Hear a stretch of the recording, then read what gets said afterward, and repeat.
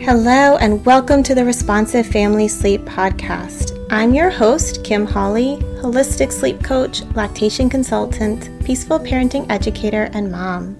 If you've ever felt overwhelmed by all the conflicting sleep info, frustrated with sleep information that just plain felt wrong, or searched desperately for a truly gentle and responsive sleep approach, then you are in the right place.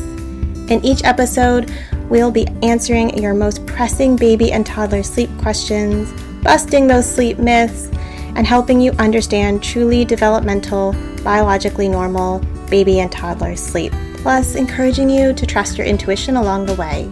Let's get started. Hello and welcome back. Today we are talking about the pervasive sleep myth of putting your baby down drowsy but awake. Right? Is this something you need to do, you need to worry about, you need to stress over? And if it's not, which it's not, what do we need to think about instead when it comes to how we support our littles to sleep? Now, drowsy but awake is just a fancy term for putting your baby down awake in their sleep space and them being able to drift off to sleep happily and contentedly without your support. If that sounds unrealistic to you, if you're literally laughing at me right now or like, WTF, there's no way, you are in very good company, right? Because most babies will not do this. It's not where most babies are at. Yet, this idea that drowsy but awake or falling asleep independently is what healthy sleep is, right? That's what it means to work towards healthy sleep habits. That is so pervasive that they're essentially like the same thing. I get a lot of parents who reach out to me and they're like, hey, Kim, I know I need to get my baby down drowsy but awake. I can't do it. I can't get them to fall asleep independently. I really want to work on healthy sleep habits. And we have to take several steps back and be like, okay. Why do you want them to go down drowsy but awake? What is going on here? Like, is there something unsustainable about how they're falling asleep? What's the motivation behind them falling asleep independently? What are you hoping that will achieve? Or is this something you just feel like you should be working on rather than something you actually want to work on? Because the answer to those questions, of course, make a big difference on what you do. So most babies, right, they are not going to go down drowsy but awake. They're going to cry, right? You put them down, they're either maybe they'll kick around, be contented for a bit, or maybe they scream bloody murder the second you try to put them down, right? This is not a natural thing for babies to do, especially young babies, but even many older babies. Now, some will, right? I know there's always a person who goes, oh, but my baby does that. Is that a problem? No, of course it's not a problem, right? If your baby does go down happily, drowsy but awake, you're able to set them down when they're sleepy and calm, and then they drift off to sleep. That's wonderful. That is totally responsive because you're doing what your baby's showing you they're capable of and what they need. The problem here is expecting that all babies can do that, because that's definitely the minority of babies who can. Right? Babies that fall asleep easily independently are the exception, not the rule. And yet we treat drowsy but awake as though it should be the rule, right? As though all babies should be able to do this as fast as possible. It's problematic because that's not where most babies are at, but also because it causes a lot of guilt and stress and shame in parents and a lot of frustration that they just can't do it. And they spend a lot of energy trying to do it and it's not working. And so then they feel badly and that they're failing or they're not setting themselves up for healthy sleep, or they're, hurting their baby in some way. And it's like, this is a completely made up cultural ideal, right? There is literally nothing in baby biology that says, oh man, a baby that falls asleep independently is better off when it comes to sleep. I will say neither of my kids ever did this, right? I supported both my kiddos to sleep for years by choice, right? I'm not saying that has to be your choice. And they are wonderful sleepers now at 10 and 5. It's not like we have this window of opportunity to get our kids independent, and they all slept through the night while they were still, being supported to sleep. And honestly, we still support them to sleep in the sense that we do books, we read together, we listen to an audiobook, we snuggle them because it's lovely and we enjoy it, not because not because we couldn't work on not doing that, but because it's a really lovely part of our time with them, even as big kids, where they tend to share things about their day that don't come out at any other time. So I think sometimes we're so focused on independence that we forget the lovely connection that can happen around bedtime and the sharing and the vulnerability as they get older. So, drowsy but awake is a made-up cultural view, right? It's not actually anything to do with healthy sleep. And when we look at biology, supporting babies in the way that works best for them, and also, taking your own needs into account, of course, that's much more biologically normal because babies are hardwired to be close to us. They are hardwired to need that touch and connection and support in order to feel safe and secure enough to sleep. We are carry mammals.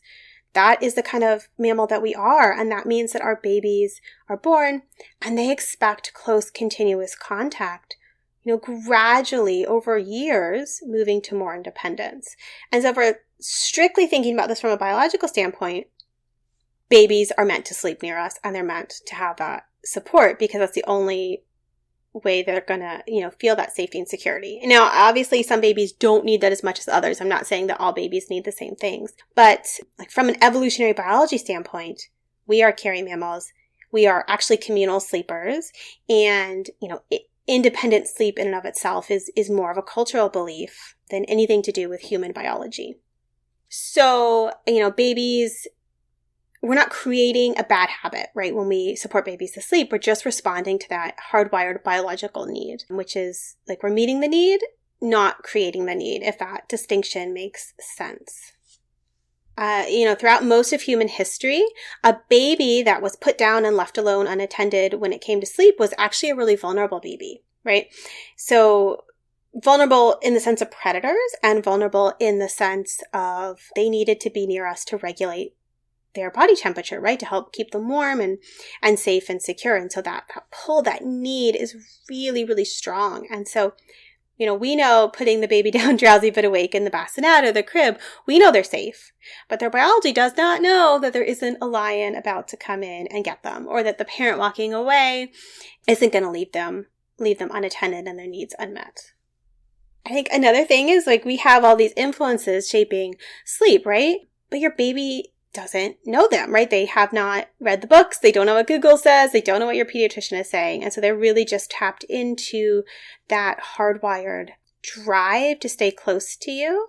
And sleep is a really vulnerable state. So of course, in our most vulnerable state, we generally need the most support to feel safe and secure.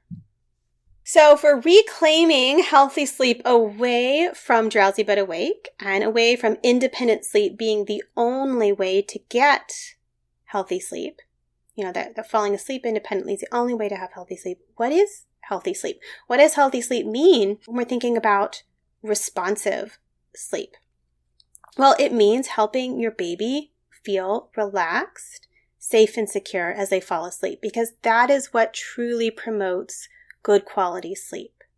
It means making sure your baby's tired when they're going to sleep, giving them activity and stimulation, free play, connection, having rich sensory experiences so that they head into sleep with a body that's really had a full awake period, that's had a lot of varied experiences, that feels really connected to you and has been awake long enough that they're actually tired.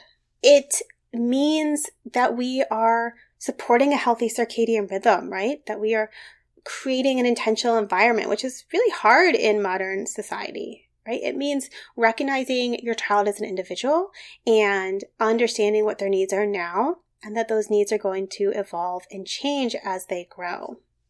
So healthy sleep is not this neat, tidy thing, right? It is a really complex and comprehensive understanding of sleep, that we are really supporting your child as an individual to head into sleep tired, relaxed, to help them feel safe and secure, and to create an environment in which sleep can unfold in the best way that it can for your little one.